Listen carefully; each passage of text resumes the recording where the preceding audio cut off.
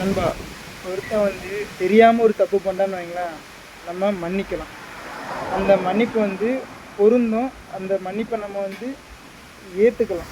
ஆனால் ஒருத்தர் தெரிஞ்சே ஒரு தவறு பண்ணுறாங்க அப்படின்னு வைங்களேன், அந்த மன்னிப்பை கொடுக்கறதுக்கும் அந்த மன்னிப்பை வாங்குறதுக்கும் ஒரு மிகப்பெரிய பக்குவம் தேவைப்படுது. இங்கே மன்னிப்பு அப்படிங்கிறது வேறு வழியே இல்லாமல் கொடுக்கக்கூடியது தான்.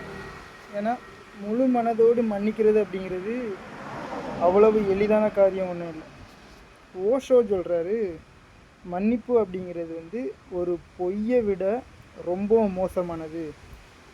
மன்னிப்பு அப்படிங்கிறது பொய்யை விட மிகவும் கொடூரமானது அப்படின்னு சொல்கிறாரு. ஏன்னா மன்னிப்பு அப்படிங்கிறது ஒரு பாதுகாக்கப்பட்ட காப்பாற்றப்பட்ட ஒரு பொய் அப்படின்னு சொல்கிறார்.